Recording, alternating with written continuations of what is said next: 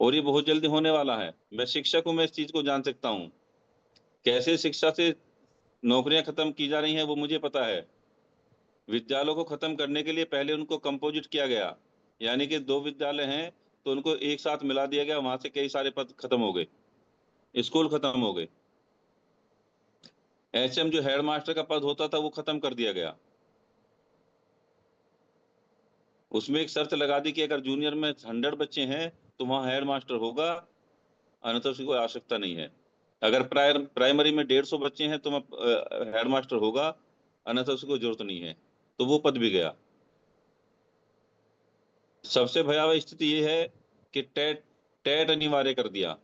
जो लोग 20 साल पहले लगे हैं, 15 साल पहले लगे हैं, नई शिक्षा नीति बनी उससे पहले से लगे में है, ये रूल उनके ऊपर भी लागू कर दिया, जबकि उनके ऊपर कोई मतलब ही नहीं है। अगर 2 साल में टेट नहीं हुआ तो नौकरी से बाहर, अपने घर बैठो। पढ़ाने वाले बहुत है आपके यहाँ, हमारे यहाँ लोग 5,000 में पढ़ाएंगे, तो नौकरियां कहाँ बचेंगी? कम बच्चे वाले स्कूल बंद कर दिए, उसमें कई हजार स्कूल बंद हुए, भर्तियां बंद कर दी गई हैं। तो आखिर करोगे क्या?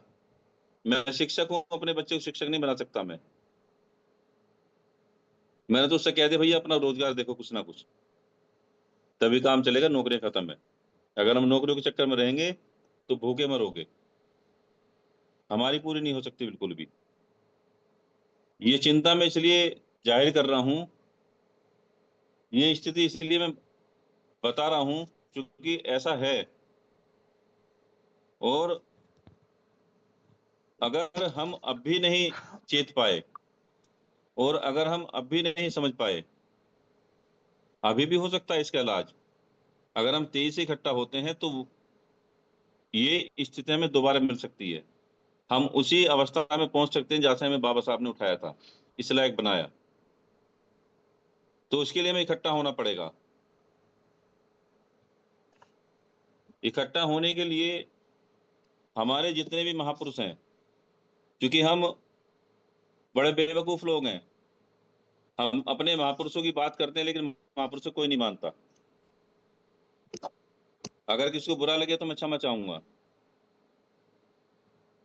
मैं पूछता हूँ जितने हमारे रविदासी हैं, जो संत रविदास जी को मानते हैं, क्या संत साहिब ने ये कहा था कि अब आप अलग अलग रहो, इकट्ठा मत रहो, एक साथ मत बैठना? जो हमारा बैठने का दिन था, आप उस दिन इकट्ठे मत होना। क्या संत कबीरदास जी ने ये कहा था कि आप अलग अलग बैठना, एक साथ बिल्कुल मत बैठना? भाई भाई भी अलग रहना बिल्कुल, आप कुटुंब कबीले के परिवार के लोग अलग रहना, बिल्कुल बट के रहना एकदम। तू उसकी बुराई करना, वो उसकी बुराई करना। क्या ऐसा कहा था? क्या गुरु घासीदास जी ने ऐसा कहा था कि आप अलग अलग रहना? क्या हमारे गुरुचांद ठाकुर, हरिचांद ठाकुर जी ने ऐसे कहा था? क्या मान्यवर काशीराम जी ने इस देश के समूहों को इकट्ठा करने का काम नहीं किया? कितनी बड़ी सामाजिक क्रांति की इस देश और दुनिया के लिए। सबसे बड़े उदाहरण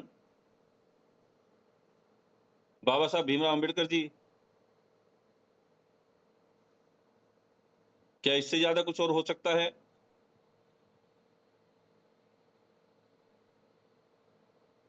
हम लोग कब सीखेंगे?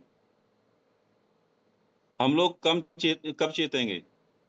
जब हम अपनी महापुरुषों की बातों को नहीं मानते और हम लिए बैठे हैं, मैं कबीरपंथी हूँ, मैं रविदासी हूँ, मैं सतनामी हूँ, मैं आदिवासी हूँ। क्या खाक के आदिवासी हो आप? क्या खाक के सतनामी हो? क्या खाक के रविदासी हो? क्या खाक के कबीरपंथी हो? भैया आप क्यों नहीं बात मानते इनकी? क्यों आप इकट्ठा नहीं हो पाते बिल्कुल भी? कौन कहता है आप रविदासी मत बनो? आप बनिए रविदासी, आप बनिए कबीरपंथी, आप खूब मानिए बाबा साहब को, आप खूब मानिए भगवान बुद्ध को। कौन मना करता है? लेकिन जो आपकी समण परंपरा है, जो आपकी एक पहचान है, वो पहचान तो हम सबकी एक है। उस पहचान के तहत तो हम सबको इकट्ठा होना पड़ेगा। हम सबको सभी संतों को मानना है, हम सबको अपने सभी महामानवों को मानना है। क्योंकि इनका हमारे ऊपर कर्ज है, इनका हमारे ऊपर सामाजिक कर्ज है। आज जो भी कुछ है हम सब इनकी देन है, और हम इनका कर्ज किस प्रकार उतार रहे हैं, ये अपने अपने गिरबान में सभी लोग झांक कर देखें। हमने इनको बांटने में कमी नहीं छोड़ी, हमने इनके कपड़े उतारने में कमी नहीं छोड़ी। हम बाबा साहब की जयंती मनाते हैं साल में एक बार, बड़े धूम धड़ाके से मनाते हैं, 364 दिन अपने घर में बैठते हैं। क्यों नहीं करते भाई 365 के 365 दिन काम आप? गाली देते हो आप विरोधी लोगों को, अरे उनका 24 घंटे 7 दिन काम चलता है, उनका 12 महीने काम चलता है, उनका सेकंडों में काम चलता है, उनके काम बटे में है, उनके विभाग बटे में है। उनको पता है किस घर में किसको जाना है, उनको पता है कि इस महीने में कौन आदमी कहाँ जाएगा। सब काम सौंपे हुए हैं और वो काम करते हैं अपना। हम क्या करते हैं, हम क्या खाक काम करते हैं, अपने घर में बैठते हैं, हम रील में 2-2 ढाई घंटे फूंक देते हैं अपने घर में बच्चों के बीच में रहते हैं, वहां लड़ते झगड़ते हैं। क्यों नहीं करते आगे आकर आकर के काम अपने संतों महापुरुषों का? सभी ने कहा है कि भाई इकट्ठा होकर रहो। आज जो हम उदाहरण देते हैं चंद सिखों का, चंद जाटों का, यहूदियों का, ईसाइयों का, मुस्लिमों का, वो वैसे नहीं देते। उन सबने सांघिक व्यवस्था को अपनाया है, क्योंकि उन्हें पता है कि हम दुनिया में कितने से हैं। उन्हें ये भी पता है हमारी संख्या कितनी है, अगर हम इकट्ठा नहीं रहे तो हमारा अस्तित्व खत्म हो जाएगा। और ये जो इकट्ठा होने की परंपरा है, जो बैठने की परंपरा है, ये दुनिया में कहीं से नहीं आई। ये परंपरा जो आई है, ये हमसे ही उन्होंने सीखा है, हमारे देश से ही सीखा है, समणों से सीखा है, भगवान बुद्ध से सीखा है। जो मुस्लिम जुमे के दिन बैठते हैं, नमाज पढ़ते हैं, वो कहीं से नहीं सीखा उन्होंने, वो यहीं से सीखा है। क्योंकि मुस्लिमों का उदय 570 से पहले तो था ही नहीं बिल्कुल भी। मोहम्मद साहब का जन्म हुआ है, उसके बाद मुस्लिम हुए हैं। उससे पहले तो वो समण थे सारे। क्योंकि मुस्लिमों का जो धर्म है, मुस्लिम धर्म जो है, इस्लाम धर्म जो है, उसके जो 3 सिद्धांत हैं, बेसिक सिद्धांत है, समता, समानता और बंधुत्व। ये तीनों के तीनों श्रवण परंपरा के सिद्धांत हैं। तो वो पहले समण ही थे सभी लोग। तो वो कहाँ से सीखा उन्होंने? वो हमसे सीखा।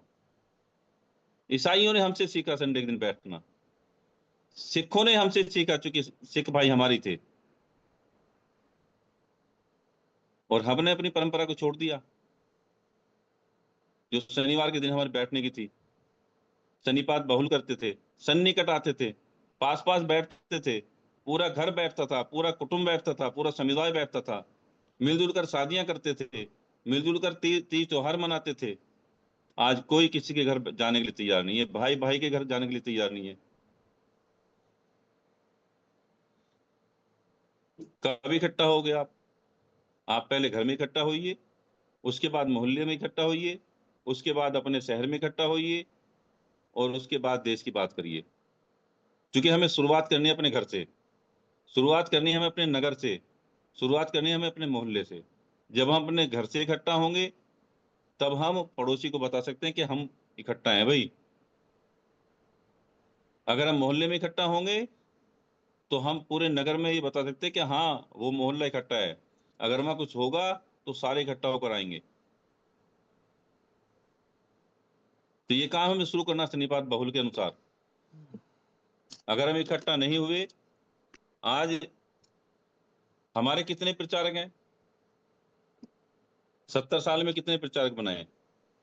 कोई प्रचारक हमारा नहीं है जो अपने समनों को बचाने की बात करता हो, कोई भी नहीं है।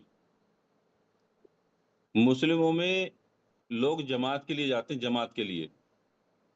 और वो जमात क्या है उनका? वो जमात है उनका प्रचार प्रसार, उनके धर्म का प्रचार प्रसार। रुकने के लिए उनकी मस्जिदें हैं। लोग जब उन्हें पता चलता है कि जमाती आए हैं तो लोग टूट कर पड़ते हैं, आज का खाना हम देंगे जी, आज की आपके रुकने की व्यवस्था हम करेंगे जी, आज हमारे यहाँ रुकना जी, आज की जमात हमारे यहाँ होगी, और उनके यहाँ डेग बनकर आती हैं।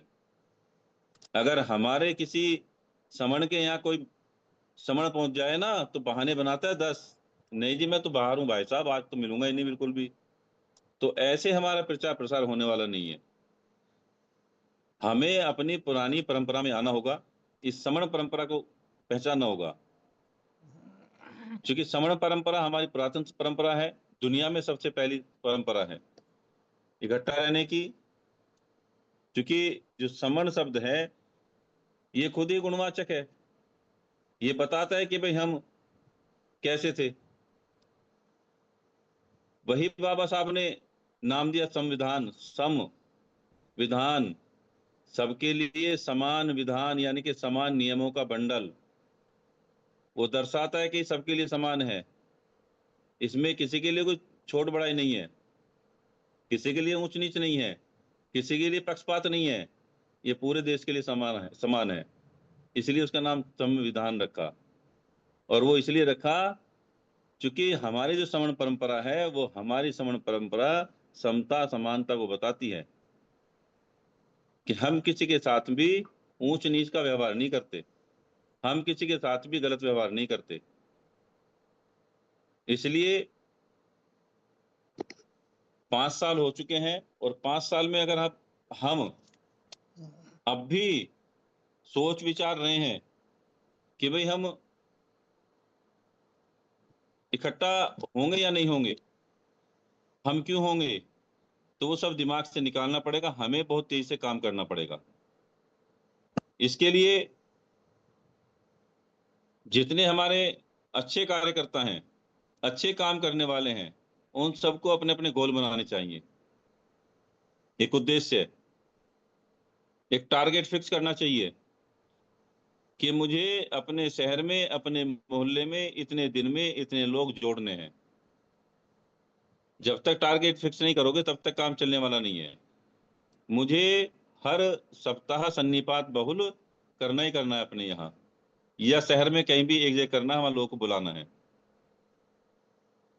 हमें फिक्स करना पड़ेगा, मुझे कैडर लगाने भी हैं, लगवाने भी हैं, और मुझे कैडर लेना भी है। ये टारगेट बनाना पड़ेगा। हमें फिजिकल मीटिंग्स ज्यादा से ज्यादा लगानी भी है, लगवानी भी है, उनमें जाना भी है। हमें घर घर जाना है, लोगों को जगाना है, संघ के बारे में बताना है, तब काम चलेगा। जितने भी प्रचार प्रसार के माध्यम है हमारे, और आज की डेट में तो सोशल मीडिया इतना एक तरह से बड़ा साधन है हमारे पास में। आप एक अगर रील डालते हैं तो देखो उस पर कितने हजारों लाइक आ जाते हैं तुरंत एकदम। 30-30 सेकंड की, 15-15 सेकंड के छोटे छोटे वक्तव्य आप डालें वीडियो बनाकर, आप पोस्ट बनाकर डाल सकते हैं, पोस्टर बनाकर डाल सकते हैं। जितना ज्यादा से ज्यादा समण का, इसका समण नाम का प्रचार प्रसार करोगे उतना ये सब बढ़ेगा, उतनी पहचान बढ़ेगी हमारी। बहुत सारे साधन हमारे पास में प्रचार प्रसार के, हम उनका भरपूर उपयोग करें, भरपूर उनका लाभ उठाएं, उतना ही हमारा संघ ज्यादा बढ़ेगा।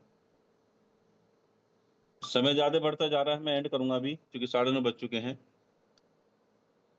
31 मई को लखनऊ में हमारी बहुत ही अच्छी एक संगति होने जा रही है, जिसमें हम 5 मई से, जब से हमारा संघ शुरू हुआ था, उस उत्सव को मनाएंगे,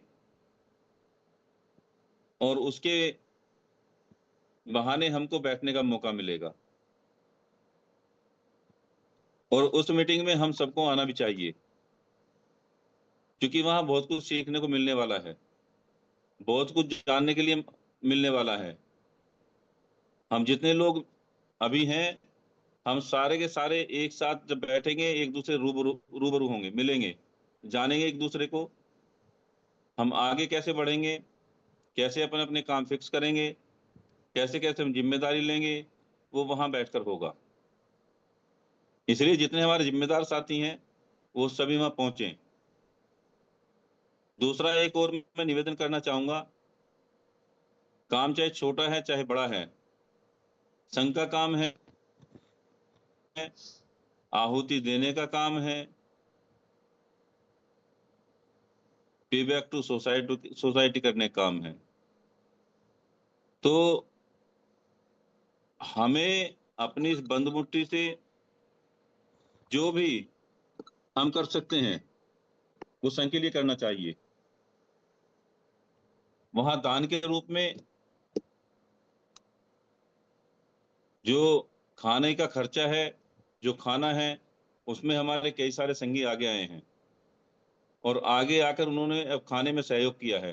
तो जितने हमारे संगी हैं जो कुछ भी कर सकते हैं, चाहे एक व्यक्ति का भोजन दान करना चाहे कर सकते हैं, उन सबको आगे आना चाहिए, उसमें अपना सहयोग करना चाहिए। और ये जो हमारी संख्या है ये हमें निरंतर बढ़ानी है।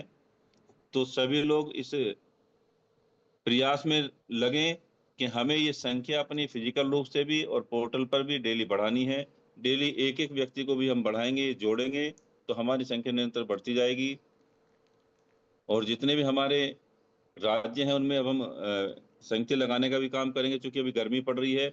अभी 1 महीने बाद और 2 महीने बाद संख्या लगेंगी पूरे देश में, और हम काम करेंगे, कैडर लेंगे। हमें बिल्कुल अपनी कमर मजबूत रखनी है, ये नहीं सोचना कि अभी हमें कोई कहेगा क्या, बिल्कुल परवाह नहीं करनी, क्योंकि समाज का काम है। यहाँ गाली मिलती हैं, लोग चुगली भी करते हैं, लोग बुरा भी कहते हैं और बुरा करते भी हैं साथ में। हमें बिल्कुल अपने आंख, नाक, कान सब बंद करने हैं। केवल एक टारगेट फिक्स करना है अपने इस दिमाग में कि हमें अपने महापुरुषों का, महामानवों का, अपने बाबा साहब का, मान्यवर काशीराम जी का, भगवान बुद्ध का, जितने हमारे संत हुए हैं, जितने हमारे समर्ण संत हुए हैं, उन सब का हमें काम करना है, क्योंकि हमारे पर उनका कर्ज है। तो हमें आगे आकर उस काम को आगे बढ़ाना है। किसी की कोई परवाह नहीं करनी, कोई गाली देता हो गाली देता रहे, किसी को कोसना है कोसता रहे, क्योंकि 5 साल हमने बर्बाद किए हैं, उसका हमें बहुत दुख है। हम ताकत से काम करेंगे, उस 5 साल की भरपाई करेंगे। जो गलत है वो खत्म हो जाएंगे, जो सही है वो आगे बढ़ जाएंगे। हमने संघ को बचाने का काम किया है। ये संघ को हम बड़ी मुश्किल से बचा कर लाए हैं गलत लोगों के हाथों से, गलत लोगों के चंगुल से। ये हम सबको ध्यान रखना चाहिए और इस संघ को बढ़ाने का काम करना चाहिए। इसी के साथ मैं अपनी वाणी को विराम देता हूं। मुझसे अगर कोई गलती हुई हो तो संघ मुझे क्षमा करे, संघ मुझे क्षमा करे, संघ मुझे क्षमा करे। धन्यवाद सर। संतों को वंदनामि। बहुत बहुत साधुवाद साधु सर। साधु साधु बहुत बहुत साधुवाद बहुत सर। बहुत साधुवाद योगेंद्र सर साधु जी। साधु थैंक यू सर, बहुत थैंक बहुत यू। साधु